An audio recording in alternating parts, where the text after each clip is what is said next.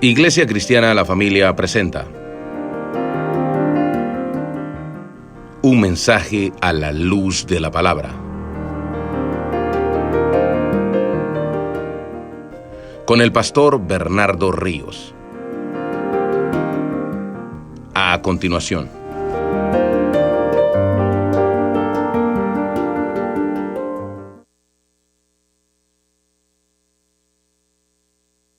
Vamos a estar en pie para leer el verso 1. Luego nos vamos a encomendar al Señor en oración y ya después nos sentamos. ¿Lo tenemos? Pasado el día de reposo, al amanecer del primer día de la semana, vinieron María Magdalena y la otra María a ver el sepulcro. Oramos. Padre, gracias por este día tan especial, un día en que aún los no cristianos entienden que se paraliza el mundo porque los cristianos celebramos tu resurrección.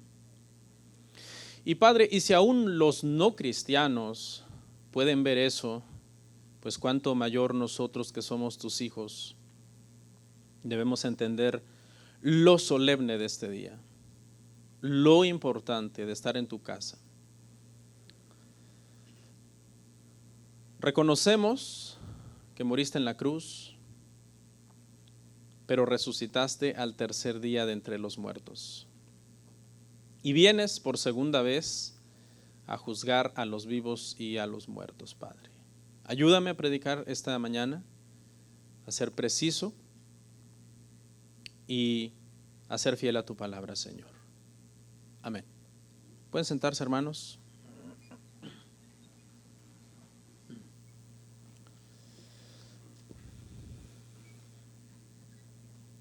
Como ya habrán notado, estamos haciendo una pausa el día de hoy, hermanos, de la epístola a los Hebreos para hablar una de las doctrinas más importantes del cristianismo. Le puse por título Resucitó al tema del día de hoy. Resucitó en tiempo pasado. La resurrección de Cristo, hermanos, es uno de los temas sin el cual el cristianismo simple y sencillamente no existiría. Fue el primer sermón que se predicó cuando la iglesia nació en Hechos capítulo 2. Usted lo puede leer ahí en su casa, 23 y 24. El apóstol Pedro predicó acerca de la resurrección. A pesar de que al principio a ellos les costó entender este tema de la resurrección. Jesús les había dicho que iba a resucitar, pero ellos, hermano, en su humanidad no lo habían creído. La pregunta que debemos hacernos entonces es, ¿por qué este cambio tan radical? ¿Por qué los apóstoles pasan de primero no dar crédito a que el Señor haya resucitado de entre los muertos, a que ahora el primer sermón que Pedro va a dar es sobre la resurrección de Cristo? Y es que toda duda se disipó de la vida de ellos cuando lo vieron vivo, parado frente a ellos. Así que es como si Pedro hubiera dicho, lo primero que tengo que decirles y por donde tenemos que empezar con este primer sermón cristiano es que Cristo resucitó, señores y señoras. Porque si Cristo no hubiera resucitado, hubiera dicho Pedro, yo no estaría aquí, sino que yo estaría en la playa pescando. Pero como Cristo resucitó, mi deber es estar aquí frente a todos ustedes y no puedo hablarles de ninguna otra doctrina del cristianismo antes de hablarles a ustedes acerca de que el Señor vive. Cristo está vivo. Deberíamos de aprender de Pedro. El domingo de resurrección no es para estar en la playa. Es para estar en la iglesia. El día de hoy, hermanos, es el día más importante en el cristianismo.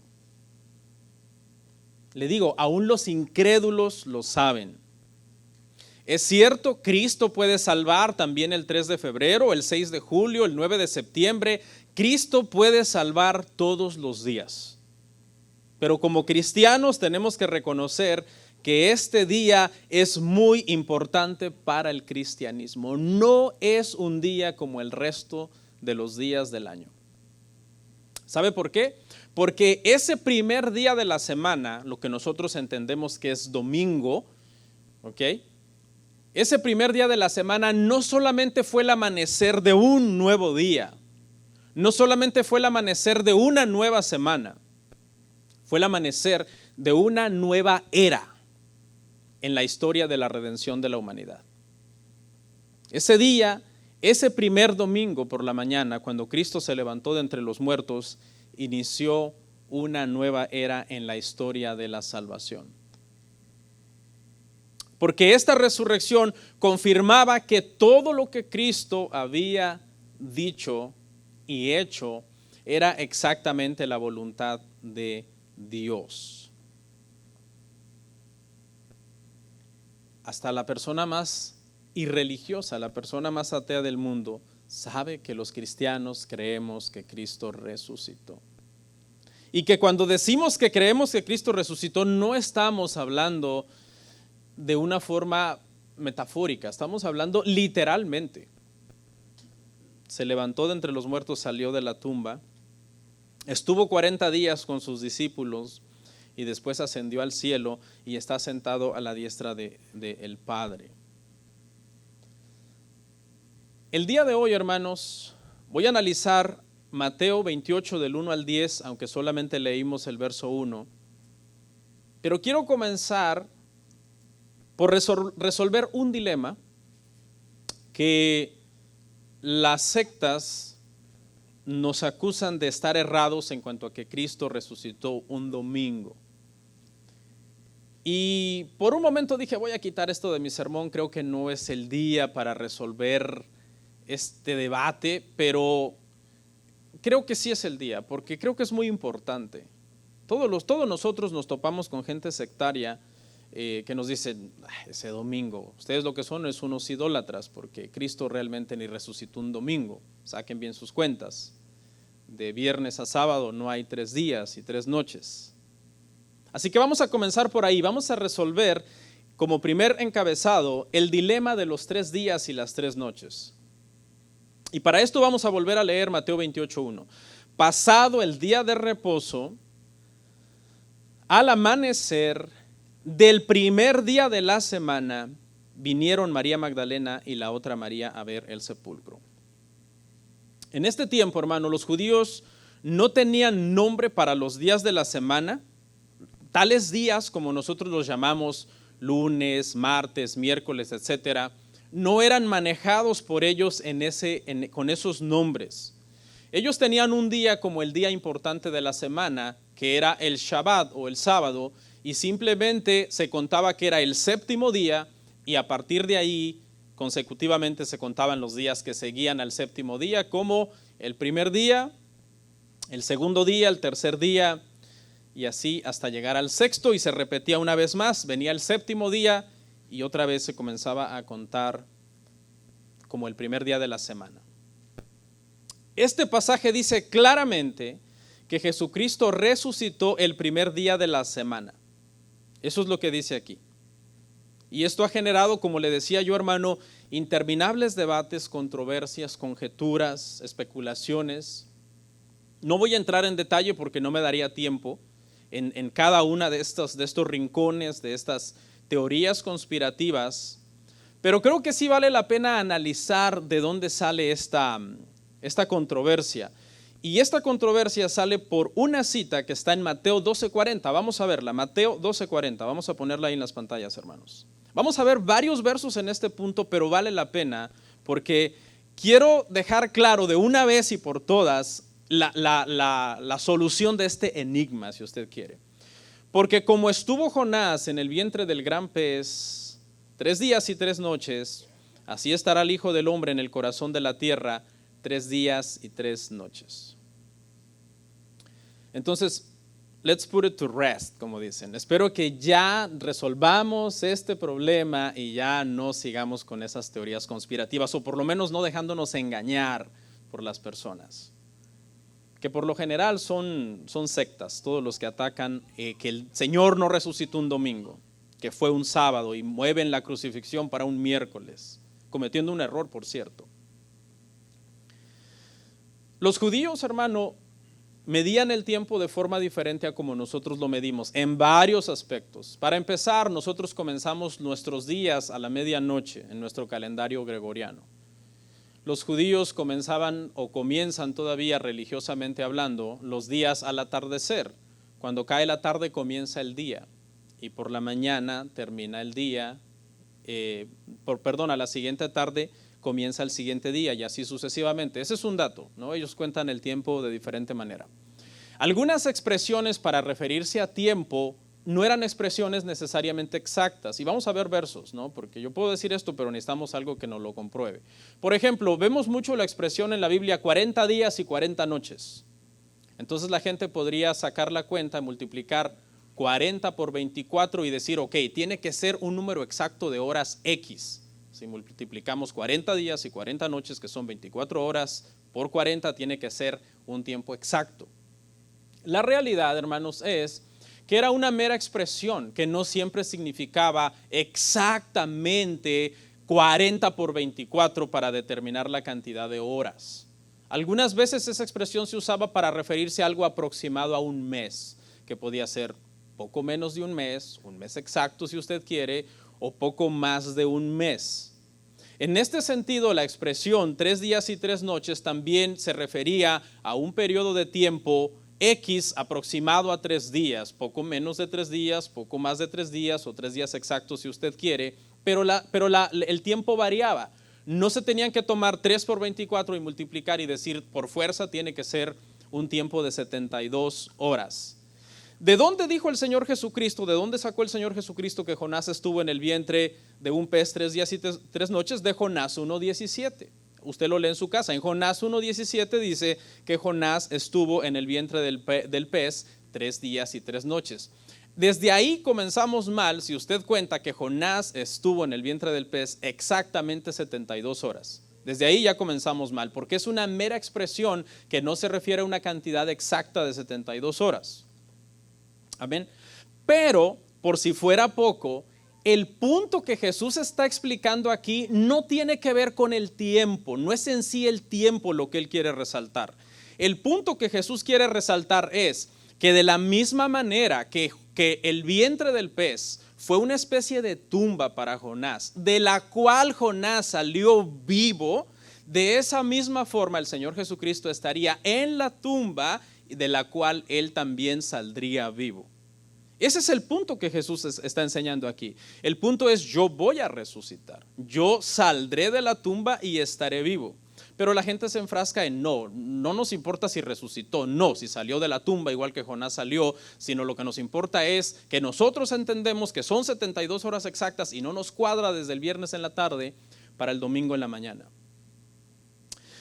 La realidad, hermanos, es que esto es un mero hebraísmo, se refiere simplemente a 3 días, pero esos 3 días podían ser contados incluyendo un pedacito del día 1 y un pedacito del día 3. Y eso es lo que vamos a ver el día de hoy, ¿ok? Eso es lo que vamos a aclarar en este punto. Entonces se contaba viernes como un día, sábado como un día y domingo por la mañana como otro día.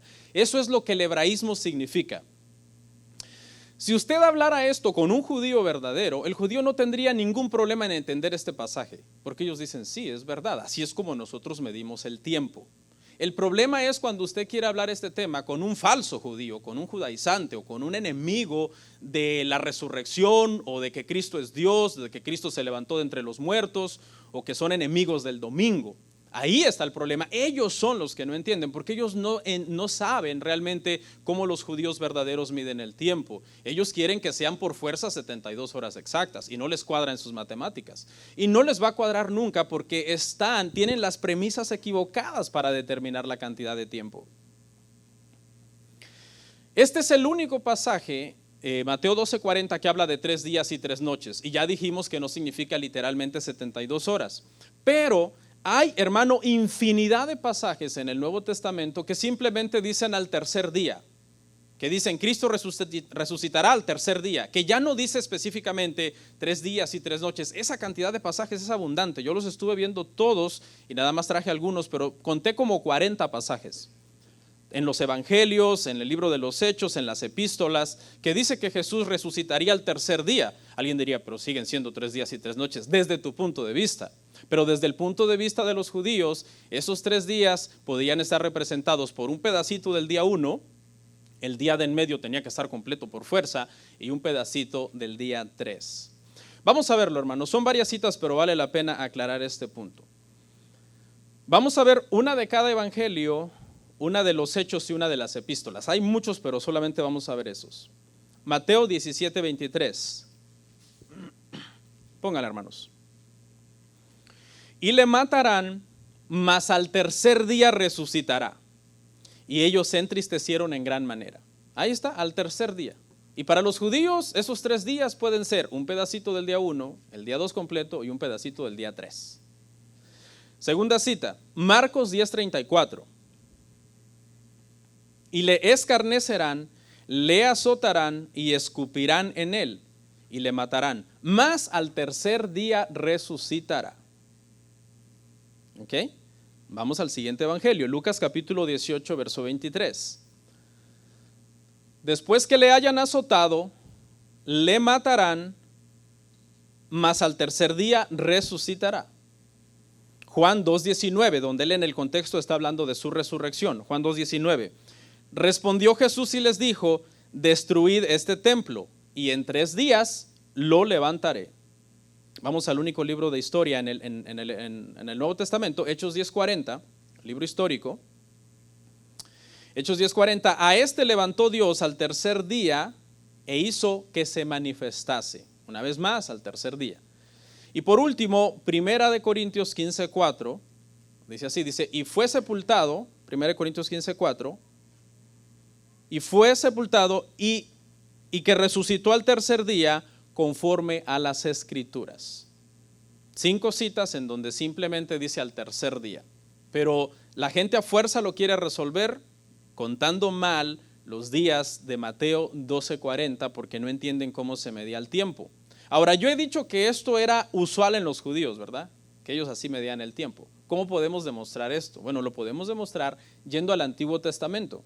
Porque en el Antiguo Testamento hay citas que dicen que los judíos contaban así el tiempo. Y hay varias, pero yo traje solamente una, por cuestión de tiempo, porque realmente lo que quiero es entrar al tema de la resurrección. ¿Ok? Vamos a ver una cita de que en el Antiguo Testamento así era como contaban los días. Vamos a ir a Esther 4:16. Ve y reúne a todos los judíos que se hallan en Susa y ayunad por mí y no comáis ni bebáis en 3 días, noche y día. Y yo también con mis doncellas ayunaré igualmente. Y entonces entraré a ver al rey, aunque no sea conforme a la ley, y si perezco, que perezca. Ahí dice que 3 días, 3 noches. Ahora vamos a ver en qué día se presenta Esther delante del rey. Esther 5:1. Aconteció que al tercer día se vistió Esther su vestido real y entró en el patio interior de la casa del rey, enfrente del aposento del rey, y estaba el rey sentado en su trono en el aposento real, enfrente de la puerta del aposento. Este es el tercer día, contando el primer día, desde el día que ella dijo eso, como el día 1, el segundo día el día 2, y el tercer día el día 3. That's it. Es muy simple, es muy sencillo. Es muy sencillo, no se meta a YouTube a que se lo investiguen porque le van a empezar a hacer un montón de esquemas y un montón de dibujos basados solamente en no entender un hebraísmo sobre cómo se mide el tiempo.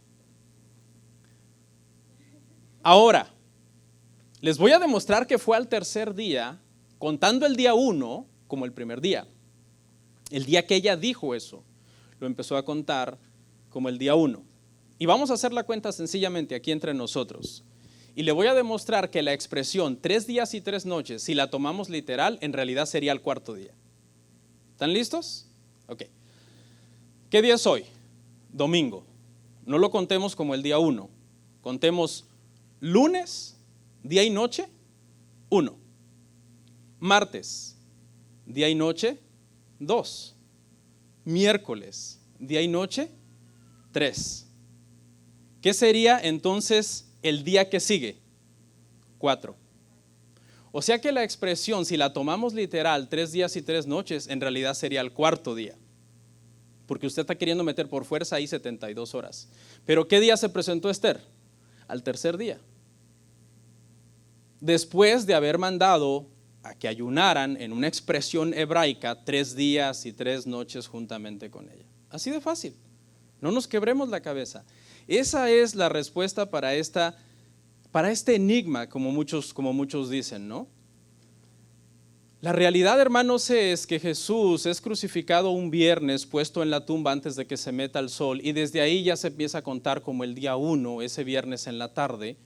El día 2 está en la tumba, y el día 3, el domingo por la mañana, que no sabemos exactamente a qué hora resucitó, eso es verdad, eso no lo podemos determinar, solamente sabemos que fue pasado el día de reposo. Ese día de reposo, según como los judíos miden el tiempo, terminó el sábado por la tarde, el séptimo día. Nos van a atacar diciendo esto, pero no comenzó el día domingo. Entonces, ¿qué comenzó? Te van a decir, el primer día de la semana. Tú estás llamando el primer día de la semana domingo, pero ahí no dice que sea domingo. Pero ¿y entonces cómo se llama el primer día de la semana? Bueno, el primer día de la semana se llama domingo, porque lo que estamos diciendo es, no estamos diciendo que Jesús resucitó en un domingo, tal y como nosotros llamamos domingo a ese día hoy, en estos tiempos, y que en ese entonces no tenía nombre, sino que simplemente se llamaba el primer día. Pero ¿a qué día equivale en nuestro calendario? Equivale al día domingo. ¿Ya? Bueno, resucitó entonces Jesús el primer día de la semana, y esta es la razón, hermano, doctrinal de por qué nosotros nos reunimos los domingos. No se deje engañar por esas conspiraciones que empiezan a decir un montón de teorías acerca de las religiones babilónicas para querernos decir que es el día del sol y que venimos a adorar al sol.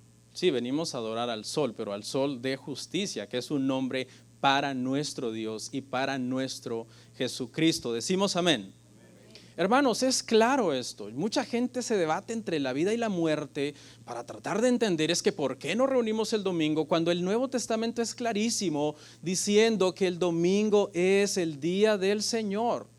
Y todo mundo se empezó a reunir ese día. Los apóstoles se reunieron en esos días. Jesucristo se manifestó 2 domingos seguidos, el primer día de la semana, a sus apóstoles después de resucitar. Vemos en el libro de los Hechos, capítulo 20, verso 7, a los discípulos reunidos. Vemos en la primera epístola a los Corintios 16:2, a los discípulos reunidos. Vemos en Juan 20:19, a Cristo manifestándose a sus discípulos en un domingo. Vemos en Juan 20:26, a Cristo manifestándose por segunda vez una semana después a sus discípulos. ¿Listo? ¿Lo dejamos ahí? Bueno, vamos entonces a hablar de la resurrección. Jesucristo resucitó el primer día de la semana. ¿Ok? Vamos a ver, hermanos, el siguiente encabezado que lo titulé El terror de los guardias y la paz de las mujeres. ¿Ok? Vamos a leer Mateo 28, 2 al 7. Y hubo un gran terremoto porque un ángel del Señor, descendiendo del cielo y llegando, removió la piedra y se sentó sobre ella. Su aspecto era como un relámpago y su vestido blanco como la nieve. Y de miedo de él, los guardas temblaron y se quedaron como muertos. Mas el ángel respondiendo dijo a las mujeres: no temáis vosotras, porque yo sé que buscáis a Jesús, el que fue crucificado. No está aquí, pues ha resucitado como dijo. Venid, ved el lugar donde fue puesto el Señor, e id pronto y decid a sus discípulos que ha resucitado de los muertos. Y aquí, ve delante de vosotros a Galilea, allí le veréis, he aquí os lo he dicho. En esta parte lo que vamos a ver es un contraste entre hermanos, entre el terror que los guardias tenían, que la resurrección les provocó, y la paz, por otro lado, que esta resurrección produjo en estas mujeres de las cuales vamos a hablar el día de hoy, que eran aquí en el relato de Mateo, las Marías, dos Marías. Estas mujeres, hermano, no habían venido al sepulcro diciendo vamos a ver a Jesús resucitado. Ellas no habían venido a eso, a pesar de que el Señor se los había dicho, yo voy a resucitar. Vean, no le habían creído. Ellas no fueron a ver a Cristo resucitado. Ellas compraron especias y fueron a ver un cadáver. En su mente ellas iban a ir a ver un cadáver, ¿okay? Un cadáver al cual ellas iban a ungir.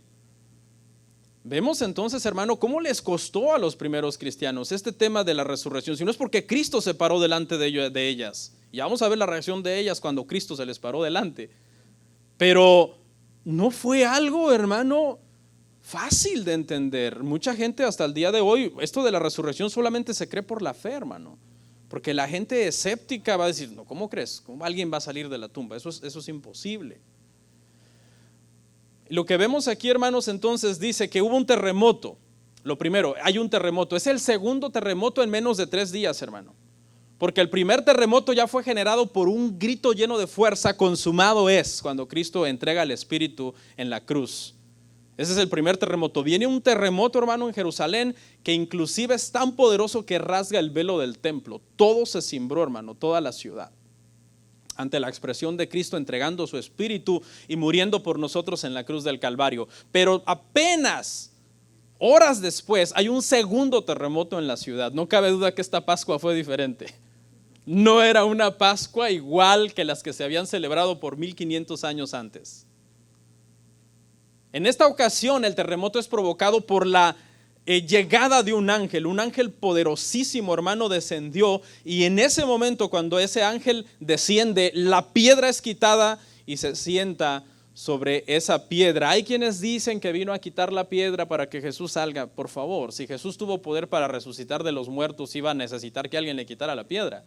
La realidad es que vino a quitar la piedra para que las mujeres que habían venido al sepulcro dijeran, está la tumba vacía.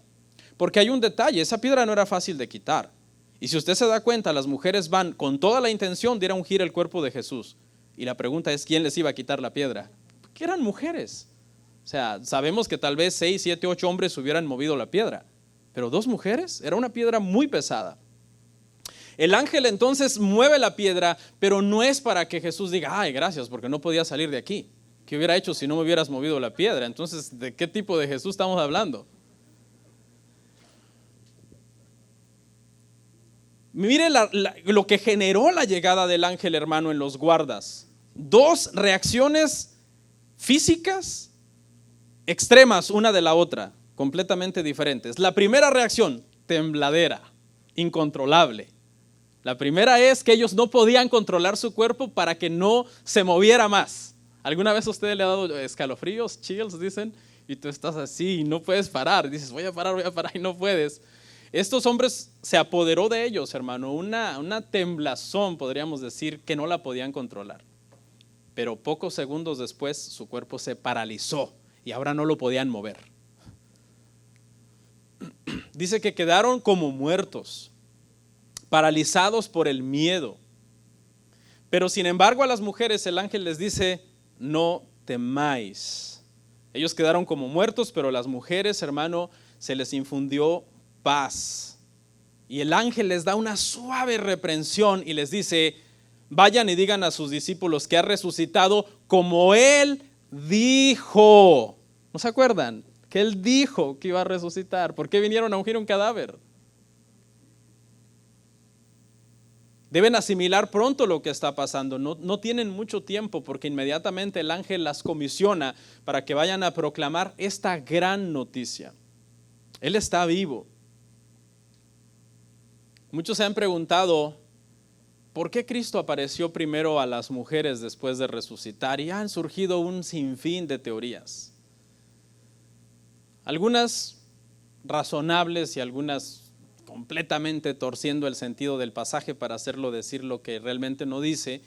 Hay quien dice que Jesús tuvo un grupo de mujeres muy fieles, eso lo dice la Biblia obviamente, y que probablemente Jesús está tratando de recompensar su fiel servicio, diciendo Jesús intencionalmente, mi voluntad es al resucitar primero manifestarme a las mujeres. He oído teorías locas como hasta usar este verso para decir que una mujer puede ser pastora. Dice, una mujer puede ser pastora porque Cristo al resucitar primero se le apareció a las mujeres, lo cual es abusar completamente del pasaje. Y nos podemos ir hasta extremos de teorías o formas jocosas, ¿no? de por qué hay quien jocosamente dice, no, lo que pasa es que el mensaje se tenía que difundir rápido, entonces por eso es que fue a mujeres, que se le presentó el Señor después de resucitado. Sabemos que la gente que dice esto, no lo estoy diciendo yo, ¿ok? Misógino. No, sabemos que la gente que dice esto, hermano, lo dice por chiste, ¿no? Pero ¿cuál es la realidad? La realidad es esta, y la realidad es bien fácil. La realidad es, hermano, que la razón por la que Cristo se presenta a mujeres primero cuando Él resucita es porque ellas fueron las que fueron a la tumba cuando Él resucitó. ¿Y por qué no fueron los hombres? Bueno, el Evangelio de Juan es claro, dice que estaban encerrados porque ellos eran un target, eran un objetivo para el gobierno de ser arrestados porque ellos eran los discípulos de Jesús. Entonces las mujeres no eran un blanco para el gobierno no estaba buscando a las mujeres para arrestarlas, sino a los discípulos, a los varones, y esa es la razón por la que ellas van a la tumba. No, ellas no sienten que estén en peligro y por eso Jesús se aparece a los primeros que van a la tumba. Y es la respuesta teológica tan difícil después de tanta duda. Vamos a nuestro siguiente encabezado, del gozo a la adoración. Mateo 28, 8 al 10. Vea que vamos rápido, ya terminamos este análisis. Y le dije que al verso 10, del gozo a la adoración, Mateo 28, 8 al 10. Entonces ellas saliendo del sepulcro con temor y gran gozo, fueron corriendo a dar las nuevas a sus discípulos. Y mientras iban a dar las nuevas a los discípulos, he aquí Jesús les salió al encuentro, diciendo, salve. Y ellas acercándose abrazaron sus pies y le adoraron. Entonces Jesús les dijo, no temáis, id, dad las nuevas a mis hermanos para que vayan a Galilea y allí me verán. ¿Ok? Y esta es la parte clímax, hermano, del pasaje. ¿Ok? Esa es la parte clímax porque esta es la parte donde estas mujeres apenas comienzan su comisión de ir a llevar el mensaje a los discípulos que el Señor ha resucitado por el mensaje que el ángel les ha dado. ¿Ok? Por el mensaje, no han visto todavía a Jesús, simplemente van a llevar un mensaje que el ángel les dijo, pero por si les queda alguna duda, el Señor se les presenta delante. Y bueno, ese fue el clímax. Ellas llegaron a un clímax en donde no pudieron más y dijeron, este es Dios. Este es el que dijo que resucitaría. Nosotros lo vimos morir en la cruz, lo vimos haber sido puesto en esta tumba y ahora no está más en esta tumba. Esta tumba está vacía y Él está vivo delante de nosotros. El Señor les hace un saludo informal. Salve era un saludo de confianza y lo que está tratando el Señor es de hacerlas sentir tranquilas en ese momento. La reacción de ellas en automático, hermanos, es postrarse ante el Señor y adorarlo. Pues ha vencido a la muerte y ha cumplido cada una de las cosas que ha dicho. Los enemigos de la deidad de Cristo te dirán, solo lo reverenciaron como se reverenciaba un rey. Pero la palabra proskuneo, que es la palabra para adoración aquí, se utiliza para besar la mano, para doblar la rodilla, para reconocer, y es la misma palabra que en Apocalipsis se usa para todos los que están adorando al que está sentado en el trono, que es Dios, y al Cordero de gloria. Así que le extienden una adoración completa, una adoración total, reconociendo, tú eres el Señor. Tú eres Dios. Y para terminar, hermanos, quiero hablar de tres cosas. ¿Qué significa entonces la resurrección de Jesús? ¿Por qué es tan importante? ¿Por qué este día es tan importante en el cristianismo? ¿Por qué tenemos, hermano, una solemnidad tan grande para el domingo de resurrección? Bueno, ya le dije, no solamente fue el inicio de un nuevo día, no solamente fue el inicio de una nueva semana, fue el inicio de una nueva era en la historia de la salvación. Pero además le voy a dar otras tres razones. La primera, que su sacrificio fue aceptado por Dios. Pónganme la lámina que dice qué significa la resurrección de Jesús, y luego pónganme la número 1, que es que su sacrificio fue aceptado por Dios. Romanos 1:4. Romanos 1:4. Dice que fue declarado hijo de Dios con poder según el Espíritu de santidad por la resurrección de entre los muertos. Cuando Dios levantó, hermanos, a nuestro Señor de entre los muertos, se estaba diciendo que el sacrificio había sido aceptado, que había completado la expiación de los pecados del pueblo de Dios. Las exigencias de Dios para con los pecadores habían sido satisfechas por el Hijo. El Padre estaba complacido. Muchos han dicho, y me gusta, la resurrección de Cristo fue el amén del Padre a su ministerio. Hiciste todo lo que te dije que hicieras y dijiste todo lo que te dije que dijeras. Tu obra ha terminado y te reconozco esa obra con la resurrección de entre los muertos. Así de importante es, hermanos, el significado de la resurrección. Significa que podemos confiar plenamente en que todo el precio por nuestros pecados, hermano, fue pagado y nosotros no tenemos que pagar absolutamente nada por nuestros pecados. Alguien dirá, pero ¿qué de las buenas obras? Escuche, las buenas obras jamás producirán salvación, pero la salvación siempre producirá buenas obras. Y número 2, la resurrección también significa que el mundo puede ser salvo por su resurrección. Que el mundo puede ser salvo por su resurrección. Romanos 10:9.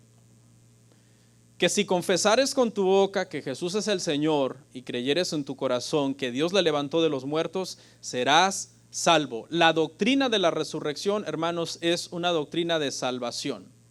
Todo aquel que diga que cree en Cristo tiene que, por ende, creer que Cristo resucitó de entre los muertos. Entonces, cuando confiesa eso, que Jesús es el Señor, dice Romanos 10:9, y que Dios le levantó de entre los muertos, entonces la persona es salva. Porque esa es una fe completa, una fe genuina, una fe real. Quien diga que cree en Cristo, pero no en su resurrección, a saber qué Cristo será ese. Porque el Cristo verdadero resucitó. El que diga que cree en Cristo, pero no en la resurrección de Cristo, está inventando un Cristo que no salva, porque no es el Hijo de Dios. El Hijo de Dios resucitó de entre los muertos. Todo cristianismo sería vano sin la resurrección. Lo lee en su casa, pero Pablo lo dijo en 1 Corintios 15:14, si Cristo no resucitó, entonces vana es nuestra fe.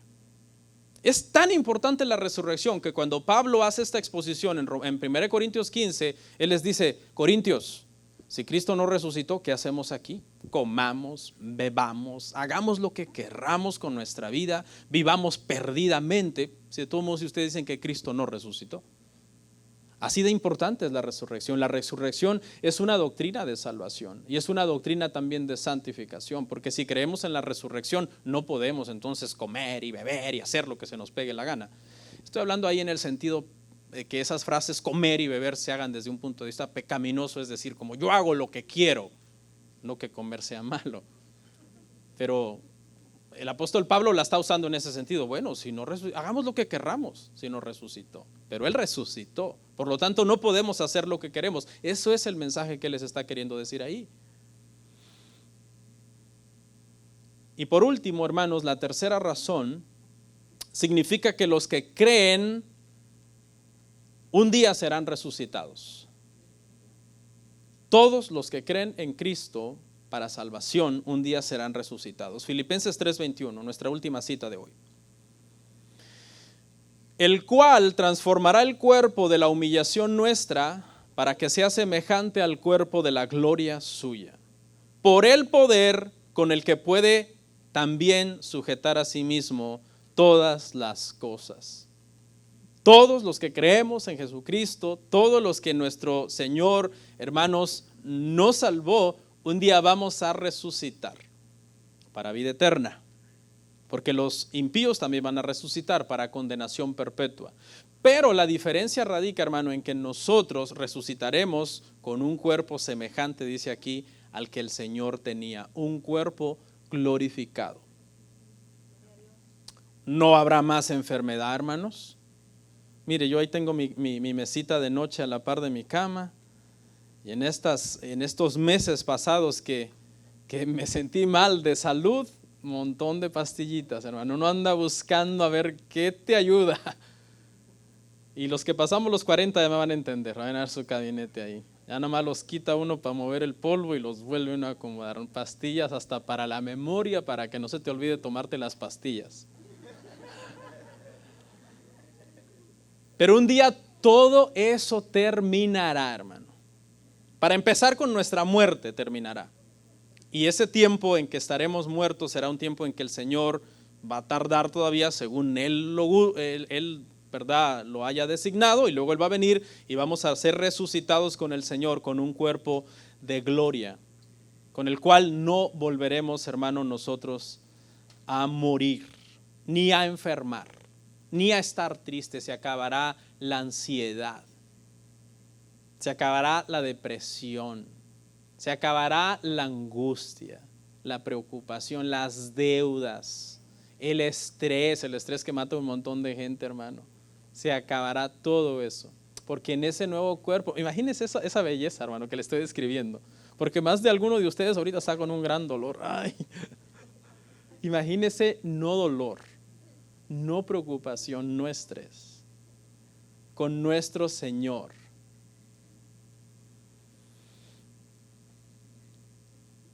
Con esta historia cierro.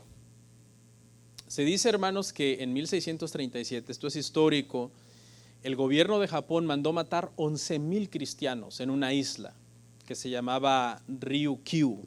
Una isla que se llama Ryukyu. El gobierno japonés mandó matar 11,000 cristianos. Oiga bien, 11,000, hermano. Pero las personas que los ejecutaron dijeron: estas personas creen en la resurrección de Cristo, creen en la resurrección de su Salvador, y también creen que un día van a ser resucitados. Y los odiaban tanto que dijeron: bueno, vamos a complicarles la resurrección, vamos a decapitarlos, vamos a enterrar los cuerpos en un lugar y las cabezas en otro lugar lejano, por lo menos para estorbarles un poco su resurrección. Y entonces existe un cementerio de cabezas de cristianos. El detalle es que el Señor no tiene ningún problema en volverlos a unir al cuerpo. Porque el día, hermano, que el Señor nos resucite a sus hijos, no importa qué nos hayamos hecho, polvo, gente que murió quemada, gente que murió quizás, hermanos, cercenados de su cuerpo, y no quiero ser tan gráfico, pero es una realidad, no importa. Si te come un tiburón, a los primeros cristianos se los comían los leones, las fieras. El Señor tiene poder y nos va a resucitar de entre los muertos, hermano, y nos va a dar un cuerpo como el de Él. Las tumbas, hermano, de los grandes líderes de las formaciones de religiones, los cuerpos de esos líderes están ahí. La tumba de Mahoma está ocupada, la tumba de Buda está ocupada, la tumba de Confucio está ocupada, pero el cuerpo de Jesús no ha aparecido. ¿Se acuerda, hermano, el luto que tenían en la casa de Lázaro cuando Lázaro murió? Gran luto, hermano, todo mundo llorando, profesionales de música ahí tocando, las plañideras llorando, que eran lloradoras profesionales. No, era gente que se contrataba para eso. Si usted es una persona que casi nadie lo quiere y usted dice: nadie va a llorar en mi funeral, contrate a alguien de esas plañideras para que lloren por usted. Y hermano, ya termino, escuche. Y las hermanas de Lázaro, hermano, deshechas en llanto y todo mundo triste. Pero ¿sabe qué pasó? Cuando Jesús murió no se planeó ningún funeral. No lo dice ahí. No anduvieron, hermano, en ningún funeral. Quizás lo iban a hacer, no sabemos, porque estoy especulando, la Biblia no dice nada de eso. Pero se imagina a los familiares de Jesús, a María, sus hermanos o alguien diciendo, ¿y ahora qué hacemos? ¿Contratamos músicos? ¿Contratamos plañideras? Porque esa era una costumbre, era una tradición, así se tenían que hacer los funerales. Y cuando llegan las mujeres corriendo, le dan la noticia a los apóstoles. En Juan vemos que Pedro y Juan salen corriendo rumbo a la tumba a comprobar que Jesús ha resucitado y se cancela todo funeral, porque simple y sencillamente Jesús estaba vivo. Lo que se supone que iba a ser un día de gran luto para toda la familia de Jesús, se convirtió en un día de gran celebración, pero no solo para toda la familia de Jesús, para todo el mundo que cree en Cristo. Gloria a Dios. Terminamos.